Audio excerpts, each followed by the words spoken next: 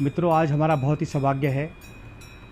लखनऊ के पास सीतापुर जनपद में हम यहाँ नैमिषारण में मौजूद हैं और हमारी बातचीत हो रही है पूज्य महामंडलेश्वर विद्या चेतन जी महाराज जी से, और हम उनसे जानना चाहेंगे जो संत परंपरा चल रही है और जो उत्तर प्रदेश में सरकार योगी जी की है, हिंदू धर्म हिंदू संस्कृति की जो बात आज हो रही है, इसके विषय में हम एक ख़ास मुलाकात करने के लिए महाराज जी के आश्रम में पधारे हैं। कल यहाँ पर बहुत ही सुंदर कृष्ण जन्म का आयोजन हुआ। कथा चल रही है यहाँ पर लगातार 8 तारीख से 15 तारीख तक यहाँ पर कथा है। उसके कथा के अंतर्गत कल 2 बहुत ही महत्वपूर्ण घोषणाएं हुई हैं, उसके संबंध में भी हम महाराज चर्चा करेंगे। तो मेरा निवेदन है महाराज जी से, कृपया कर 2 शब्द इन सारे विषयों पर बताने की कृपा करें। आदरणीय पूज्य श्री विद्यानंद महाराज जी। देखिए, हमारा आदि शंकराचार्य जी की ये परंपरा है और आदि शंकराचार्य जी ने 10 नामी सन्यासी बनाए थे। गिरि, पुरी, भारती, वन, पर्वत, अरण्य, सागर, तीर्थ और आश्रम। तो इन 10 प्रकार के आदि शंकराचार्य जी के शिष्यों में 3 केवल दंडी स्वामी होते हैं, जिनके नाम के आगे आश्रम, सरस्वती और तीर्थ लगता है। जैसे निश्चलानंद तीर्थ, सरस्वती तीर्थ लगा है। जो जगन्नाथपुरी पीठ है वो तीर्थों की है। इनके गुरु निरंजन देव तीर्थ थे। ऐसे ही सरस्वती में जैसे स्वरूपानंद जी हैं, वासुदेवानंद जी हैं, ऐसे इनके नाम अलग अलग रखे हुए हैं। और उन 10 नामी सन्यासियों की ये पीठ है, ये भी दंडी स्वामी पीठ है, जिसको ब्रह्म ऋषि देवराह बाबा ने, मेरे गुरुदेव को ब्रह्म ऋषि की उपाधि दी थी और माधवाचार्य जी ने भी ब्रह्म ऋषि की उपाधि थी और जगदाचार्य जी की उपाधि थी। तो केवल विश्व में शंकराचार्य की पीठें तो 4 हैं, लेकिन जगदाचार्य की पीठ एक ही है, वो नैमिषारण है। महाराज जी, कल कथा हुई है, यहाँ पर चल रही है कथा में आपने साध्वी जी को और मोक्ष आश्रम का प्रबंधक इस नाते से दायित्व सौंपा है, इसके बारे में थोड़ी जानकारी चाहेंगे। हमारे गुरुदेव ने 121 आश्रम ब्रांचें बनाई, जहाँ वो बैठे वहीं आश्रम बन गए। गुरुदेव की परंपरा, उनका शरीर पूरा हुआ 84 में। उसके बाद स्वामी विवेकानंद जी उत्तराधिकारी बने, फिर स्वामी सर्वदानंद जी उत्तराधिकारी बने। 2006 में हम लोगों ने स्वामी उपेंद्रानंद जी को बैठाया। पहले ज़मीनों की कीमतें नहीं हुआ करती थी, लोगों ने दान दिया बड़े अच्छे मन से, संकल्प से गुरुदेव को। ये आश्रम जो है आगे बढ़ेंगे। अब वो आस्थाएं धीरे धीरे नई पीढ़ियों में कम होती चली जा रही हैं। लोगों की निगाहें ज़मीनों में लगी हैं, संतों की ज़मीनों में लग गई हैं। तो गुरुदेव भगवान को हजारों एकड़, अगर देखा जाए तो हजारों एकड़ ज़मीन उत्तर प्रदेश में दान की गई होगी। जगह जगह छोटे छोटे गुरुदेव ने आश्रम बनाए। हमारे समिति में गुरुदेव के एक वाइलाज है जो गुरुदेव की परंपरा को फॉलो करेगा, उनके संकल्पों को आगे बढ़ाएगा, वही इस समिति का सदस्य हो सकता है। अब नई जो समिति है वो केयर टेकर के रूप में अभी तक काम करती रही।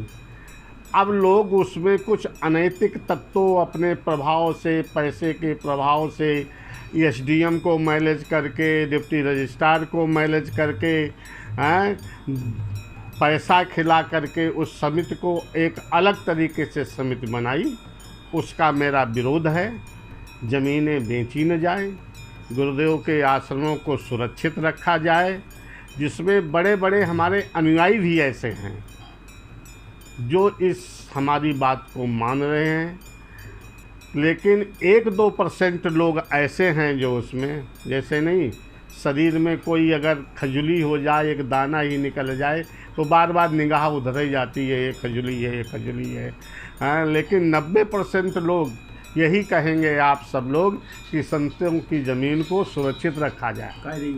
और जो लोग सुरक्षित नहीं रखे, इतने आश्रम हैं और हरिद्वार ऋषिकेश की परंपरा है, अखाड़ों की परंपरा है महंत बनाने के, लेडीज भी महंत बनाने की, सबकी ये परंपरा चल रही है। तो उसी परंपरा में हमने अपनी संस्था का एक सदस्य महंत के रूप में श्री आराध्या सरस्वती जी को मोक्ष आश्रम का महंत बना करके, चद्दर उड़ा करके वहाँ की व्यवस्था को देखने के लिए इनको नियुक्त किया है, ताकि गुरुदेव के संकल्प पूरे हों, उनके संकल्पों को आगे बढ़ाएं और साथ साथ में उस आश्रम का उत्थान करें। बहुत बहुत आभार महाराज जी आपका।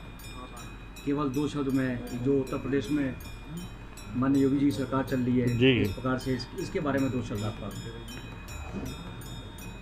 देखिए, हम तो कहा करते हैं बहुत दिनों के बाद राज सत्ता के ऊपर धर्म सत्ता विराजमान हुई है, और 18 तारीख को जब योगी जी की शपथ थी, 17 तारीख को योगी जी के लोगों ने मुझको पार्टी ऑफिस में उतारा। उस समय मुझसे प्रश्न किया गया, मीडिया वालों ने कहा कि आप किसको चाह रहे हैं। हमने कहा मैं ही नहीं, संपूर्ण उत्तर प्रदेश चाह रहा है कि योगी जी मुख्यमंत्री बने। और योगी जी को अगर मुख्यमंत्री 2000 उसमें न बनाया जाता तो 17 में, तो शायद 2019 जिताने में भी मुश्किल पड़ती। ये योगी जी का ही श्रेय है, जो हजारों वर्षों के बाद में, ये मोदी जी का श्रेय है जो हजारों वर्षों के बाद में ये राम जन्मभूमि की समस्या, जम्मू कश्मीर की समस्या, 370 धारा को हटाना, ये और कोई अगर मुख्यमंत्री यहाँ होता तो राम जन्मभूमि की समस्या नहीं सुलझ सकती थी। आज अयोध्या अनेक वर्षों से नीरस रूप में पड़ी थी, लेकिन आज उस अयोध्या को वास्तव में दिवाली के रूप में योगी जी ने उस अयोध्या को, जो राम राज्य की कल्पना थी, वो उन्होंने अयोध्या में करके दिखा दिया, और आगे बहुत ही अच्छा होगा। अभी जो चुनाव आने जा रहा है, आप क्या अपील करना चाहेंगे? ये चुनाव आ रहा है, आप सब लोग देखेंगे, योगी जी सरकार बनाएंगे, क्योंकि सभी लोगों को, भाजपा के शीर्षस्थ नेताओं को, संघ के शीर्षस्थ नेताओं को योगी जी के ऊपर विश्वास है। उनकी देखरेख में चुनाव होगा, उनकी देखरेख में जो लोग हैं, टिकटार्थी लोग हैं, वो ऐसे लोगों को टिकट दिया जाएगा जो वास्तव में भारतीय जनता पार्टी के संकल्पों को आगे बढ़ाएं। अब की लूट खसोट वालों को योगी जी के यहाँ किसी प्रकार की जगह नहीं है। ये योगी जी के हृदय में और उनके दिमाग में ये बात चलती है, शुद्ध पवित्र लोगों को दिया जाए, ताकि उत्तर प्रदेश जो राम राज्य की कल्पना थी, वो राम राज्य की कल्पना आगे आने वाले समय 2022 के इलेक्शन में वो पूरी हो सके।